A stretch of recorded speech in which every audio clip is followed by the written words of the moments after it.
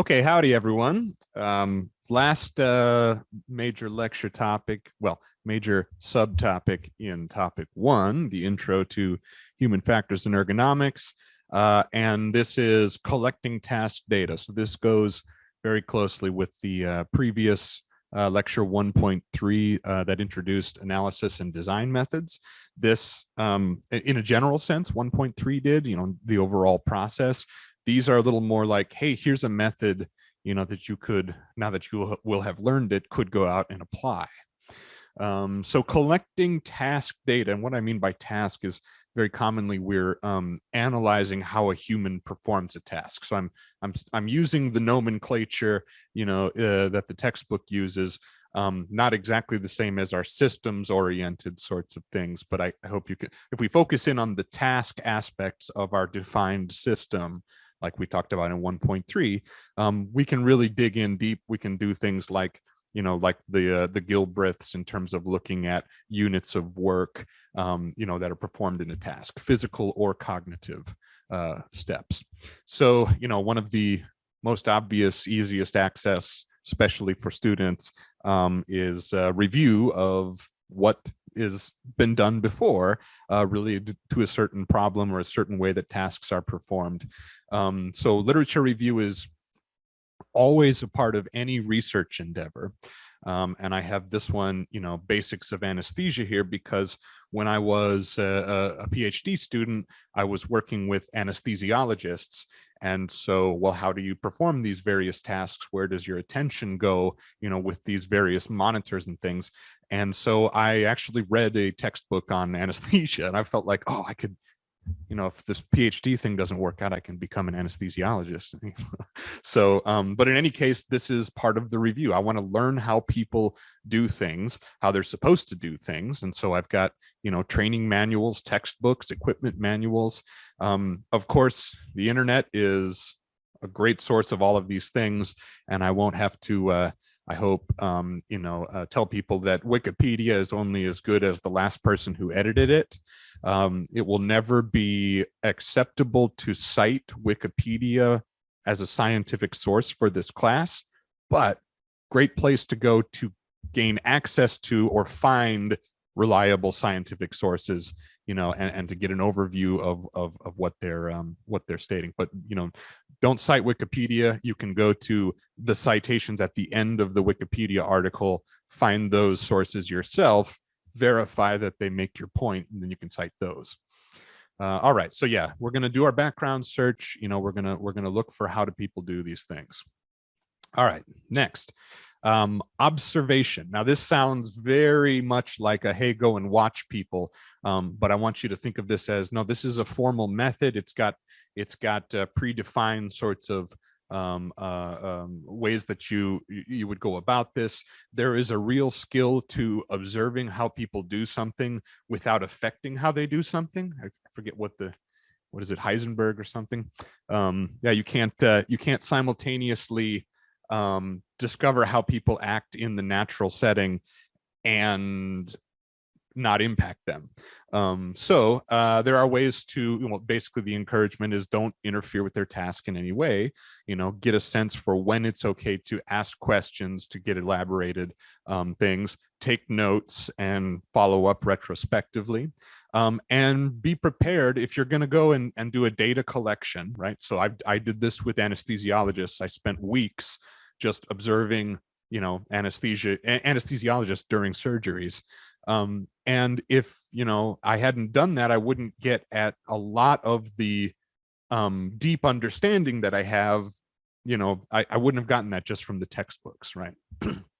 So, and this allows me, before, I knew beforehand going in, I wanted to look at specific aspects of how the various displays worked, what the anesthesiologists were thinking about when they were gaining information from the displays, when they were reading them or listening to them. And then, look at, well, how do different operators go about these tasks differently? Different anesthesiologists, different, anybody who is performing the task. And this is informative because it shows, well, there's kind of one standard way to do it, or there's a lot of different ways to do it. for good and for bad. It may not be a negative thing, but it helps you understand more completely how people are attempting to perform these tasks in their current systems. Really great to have multiple perspectives on this. So when I've done work in hospital settings, it's very commonly a 24-hour thing. So we'll look at stuff like, well, what happens in the middle of the night? So not with anesthesiologists anymore, but more like, cardiac units. We did some work with this. And we had 24 hours to cover and 4 scientists, well, 2 faculty and 2 students. And so we made the students be the ones in the middle of the night for the most part. But we had, a couple people each time with different perspectives, basically kind of trying to look at different aspects of the work. Long observation periods, you're going to get more natural sorts of interactions. The easier it is for the workers to forget that you are there, you, the human factors data collector, are there. If they forget you're there, they're going to act more naturally. They're not likely to forget you're there in the first 5 minutes you're there. So longer periods does help people to get more into their natural rhythms. Several observation periods, like during the day when it's nice, and in the middle of the night when it is the middle of the night. Sometimes that's very necessary. You're going to identify, particular problems that may have to do with different times of the day or different times of the year. In the hospital setting, again, there are periods of time where, well, let's look at it right now, after the holidays. And so now all of the ICUs in the world are overrun by COVID patients. for anybody who is, cultures that celebrate holidays around this time of, around this, end of December. All right, so you want normal and non-normal conditions, because the normal ones are the ones you normally have to support. But non-normal conditions, like when everything goes wrong, are incredibly interesting and important to study as well. And I'll talk about why, but it makes obvious sense. This is when trouble happens. This is when things can most likely go wrong. They're also the most memorable because they're unique, non-normal conditions. So I'll talk more about that in a bit. All right. So one of the ways, so this, I mentioned there are these formal sorts of ways to go about these interactions in the natural workplace, for example. One we call contextual inquiry. So this is the method name, but the essence of it is the scientist, the human factors data collector, basically adopts this role of an apprentice. And you don't have to, you're not fooling anybody, but if you go to the worker and say, I want you to imagine that you're the master of doing this task and I am the apprentice, and you're going to teach me everything that you know about doing this task. And what that, when it's more of a teaching sort of thing, this is when people will naturally think about, well, I need to tell them to do this and why they need to do that, what I'm thinking about when I do that. So the same way you're showing somebody how to do a new task for the first time and you care about them, as like a master apprentice sort of thing, like Daniel-san and Mr. Miyagi here. So it just helps kind of open that conversation to be much more informative, not just what they're doing, but why they're doing certain things. Okay, so I mentioned, sometimes you can't interrupt people without really messing up their task. And I'll give a great example of, I mentioned in the previous lecture about some of my research with weather apps and weather displays for cockpit, for general aviation pilots in the cockpit. It was really hard to say, hey, here, when everything is going wrong, even in a simulator, when everything is going wrong weather-wise, use this app and tell me what you're doing. Tell me what you're doing and why. Now, you can imagine why that could impact things, but then there's several different ways we can get insight into what's going on. So if we ask people to explain what they're doing, to almost verbalize their thoughts, so almost like it's really hard to do. It usually takes some practice. Every time I've done this, we've needed to train participants so they know what we want of them. And even then, rarely did you get a really good think aloud protocoler. So, to be able to just run your mouth and to continuously output what your brain is doing is a challenge. but that's the general idea. So here's one of the better ones. I hope I did it right where I'm sharing the sound. But these are our videos. You'll notice I've blurred everything out. That's because when we do these studies, we're always protecting the identity of the participants. That's a fundamental thing about the research we do. So I also modified the voice so you couldn't tell who it is. But this is a pilot, and they are interacting with a weather app that we made a prototype while they're in a simulated environment. So you can listen to the sorts of verbalizations that we were encouraging and wanting to hear. Let's see what Skagway is. Skagway is we got a pirate visibility at... It's an airport in Alaska.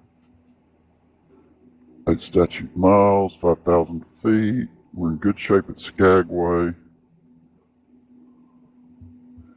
I can just fly the airplane. This was a key demonstrated point. If I could just fly the airplane. We were showing the distraction potential of some of these. Pirate visibility. Let's see where we are. I think it's repeating now. Oh, no, here we go. We're still good there. So we will continue to Skagway. All right. So again, that's a video clip example of the think aloud verbal protocol method. This is a participant. We had to train them to basically tell us what they're thinking. Don't just press buttons. Tell us why you're pressing those buttons, what you're thinking about that is going through your head when you're making decisions, related to what you're doing. All right. So as I mentioned, these protocols can be really tricky, especially if you're basically telling somebody to do the task you want them to do and then talk the whole time. And that's going to disrupt the natural flow of that task. So that's a potential problem. Another issue, which I talk about in 631 quite a bit, with the way that humans process data under different modes of operation, performance modes. Some things we do become so well practiced that they're almost automatic, and to the point that we don't even really have conscious access to what we're doing exactly. So this bike rider here, who I can assume is an expert bike rider and has been doing this for many, many years, if you ask him to give you a think aloud protocol on what he's doing on his bike, he'll just be like, well, what do you mean? I'm just riding my bike that way. And not the same way that maybe a toddler would need to hear, like you need to push with your leg and coast and push with the other leg, and this is the brake. And it's much more direct and conscious and rule based. So this becomes an issue when you have somebody who's really, really good at something. They've been doing it for so long, they're really well practiced with it.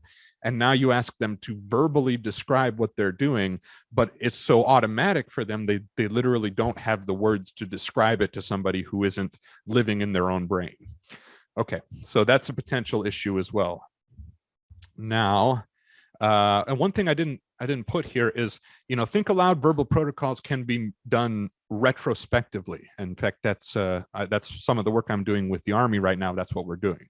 So we're videotaping people while they're doing it, capturing as much as we can of that context, not interrupting them. And then later on, we show them the video and the audio, and we say, hey, I want you to relive this moment and tell us what you're thinking and tell us what's challenging you. So we can get at that without disrupting the task. You just have to rely on people's memory, and that will, of course, fade with time. And if you take them out of the heat of the moment, it won't be exactly the same. Okay. Interviews. So this isn't me observing somebody. This isn't me being an apprentice master thing. This is me coming in with a set of questions that I want to ask, maybe want to ask multiple people. So we can have structured or unstructured interviews. Structured interviews would be, here's my list of questions. Unstructured interviews might be more like, I want to go and ask you questions about this particular task and how it affects you in these conditions. So it could be a lot more general, and let's explore where this conversation might go.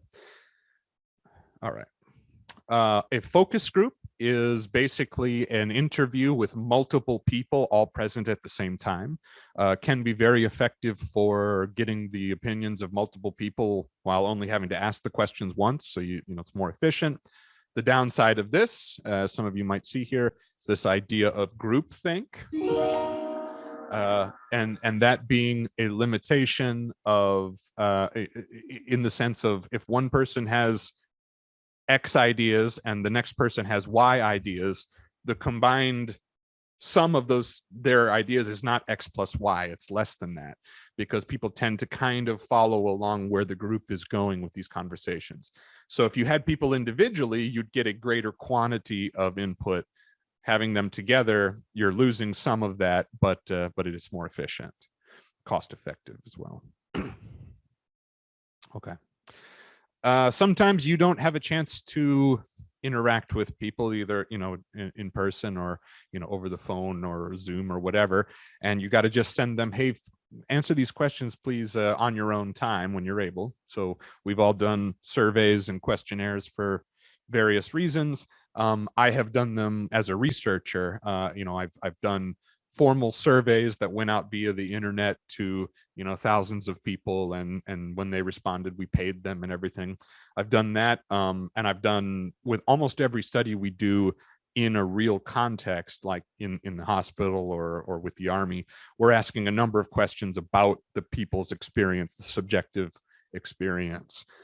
So it's sheets and sheets and sheets, and what are you going to get out of it, and whether the questions on those sheets. So if you can imagine, hey, fill this out and get it back to me, I don't have as many opportunities to say, well, hey, what did you mean by this? Can you elaborate on it? I don't get another chance for that.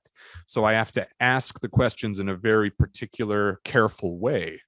And whether I leave the questions open-ended, like, hey, tell me about how you experienced workload while doing this, then just fill the box. That's going to be a little harder to take 1,000 people's worth of responses and combine them in a way that you can summarize. It's going to be more like you're going to have 1,000 different responses, which can still be useful, but it's harder to put things together and summarize them. If they're closed, then you can say, answer on a scale of 1 to 5, for example, how much workload doing this gave you. Well, now you can have 1,000 different numbers. Now you can do things like statistical analyses, but you don't get a chance to see, well, what are the reasons behind that? So the way you ask the question, you're going to get more or less information that's easier or harder to combine into a summative sort of understanding. Yep. Collecting quantitative data, good to have a closed one, so you have there's only these numbers you can give me. Okay. Oh boy, the critical incident technique. So, worst episode ever guy. That's all I wanted out of this. It's a whole animation here. But that's kind of the idea behind this technique. So the critical incident technique assumes, well, it's a pretty good assumption, but every single person has had either the worst day ever on the job, or maybe the best day ever on the job, or maybe both. And those two types, those two extremes are unusually important, because everything goes right and you can learn about why everything goes right, or everything goes wrong and you can identify, you can analyze the reasons around that. Either one's going to give you quite a bit of valuable information for how systems work. The other good news is the best day and the worst day are much more memorable than the average day. So if you ask somebody, hey, tell me about your workload doing this task on an average day, versus tell me about it that one time when it was 50 degrees below zero and you were, it was rainy and nothing was working right, and then what, and so then people will be able to elaborate. So it doesn't necessarily need to be a negative event, just to remember that. So critical incident sounds negative, and it usually is, but it doesn't need to be. It's really just more about an extreme event. And they're not always rare, I guess. So extreme I don't know how I can rectify that. So they're generally memorable because of their rareness, but they don't always have to be rare. Let's put it that way. That's a funny picture to put next to. It's not always rare. This happens all the time. Okay. Sorry for the disruption here. My microphone battery ran out, and so I'm re-recording just the last two slides here. But as I was saying before the thing ran out, another great source for a good starting point, along with the lit review and looking for information about the task or whatever the domain is online. You can also look and see where were the biggest problems, and some fields do a much better job than others at keeping records of when things go wrong. So the difference, let me start with the header there: incident versus accident. An accident means something bad happened. An incident maybe means something bad almost happened. Okay, so an incident's usually not accompanying with a loss of life. You can also call it a near miss. So very interesting, very relevant, because it's where some things started to go wrong, but it's not, just the best kind of accident is one that doesn't harm anybody, I guess. So aviation is one of these that's really fantastic for reporting when things go wrong. There's a culture of reporting that's really supported, facilitated by the community. And it's better for everybody. So you can imagine, though, it's kind of hard to say, oh, I screwed up. I'm a pilot. Oh, I screwed up. I almost crashed doing this stupid thing. But that culture does very much report that kind of thing and take it very seriously, because then somebody else could learn and say, oh, I kind of do that too, or I thought of it that way also, and I could have found myself in similar trouble. Also, part of that is this domain is not punitive. Okay, so it's not going to punish a pilot for reporting if they did something wrong. I mean, to an extent. However, you can imagine there are other domains, medical domains in particular. Remember how high those preventable medical error rates are, where it's really hard to say, oops, I'm a doctor or I'm a nurse and I made a mistake that maybe hurt the patient, because now I'm liable. So why would I volunteer that, without getting my arm twisted? So generally, there are databases for when things go wrong, but how broadly they're shared really depends on the domain. So ASRS, the NASA Aviation Safety Reporting System, this is really what I was talking about. We can go to this right now. Let's do it. We can go right to the ASRS, and we could look up NASA ASRS. We could look up weather-related accidents. So, and this is available, for anybody who's curious. How often, do accidents involve weather? Yeah, if it's going to load, I'm probably not going to do it. But just know that that's a public resource that you could use for research purposes, and I have used for research purposes. As I mentioned, the medical domain, much harder to get, clear descriptions of when things go wrong because of the liability. But the Australian Incident Monitoring Study, AIMS, was one that was really influential and useful for me when I was learning about, when things can go wrong in anesthesia. So again, there's issues with, punitive punishments if you admit to wrong. So again, this is, kind of domain by domain. All right. Well, that's the end. That's the end of this topic. Thank you very much. The topic for next week, which will be January 24th, 2022, at least this semester, will be vision. And one of my favorite topics, I hope you like it. We're going to talk about visual anatomy, all the way through to things like color and depth perception and things you should and shouldn't look directly at, like the sun. So don't forget, you have a homework 0 that's due on the 24th and homework 1 also due on the 24th. Let me go right into that really fast just to show what that looks like. So this is on on the course website. Oh, there we go. I could look it up now. And if you go to now topic 1, these are all the lecture slides. This is the last video. I'll be posting it here. I've been playing with this, so we have both YouTube links and downloadable, and I would appreciate any feedback on which of those versions or both. If it's still useful, I can keep doing it this way. Here is your kid in a car, and if you click on this is again one of the 2 assignments.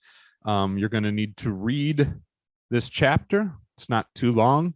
Only 6 pages. I didn't realize it's that short. And I want you to do a system analysis on this. So just like we did in topic 1.3, oh, this is weird. Just like we did in 1.3, I want you to define the system, the problem system. I want you to give me things like, what is the problem? What is the objective that is contrary to the problem? What are constraints that shape behavior within this system you're defining? Stakeholders, tasks, tools, environmental factors. So we want a 2-page report, and it should have it should basically be laid out, so we can grade it easily. Please use bolding and number so that we can follow and make sure you've covered all the points here. But you're going to analyze the kid in the car accident and do a systems analysis like this. If there are any questions, email me. I will do my best. Put them on the discussion board in Canvas as well. And by the way, before you read this, so this is a tragedy. There's a little girl who dies. And if you want to learn more about it, there is positive outcomes from this. So you can see the zoefoundation.org here if you want to learn more about ways that this awful event has had some silver linings. Okay, thanks everybody. See you next week.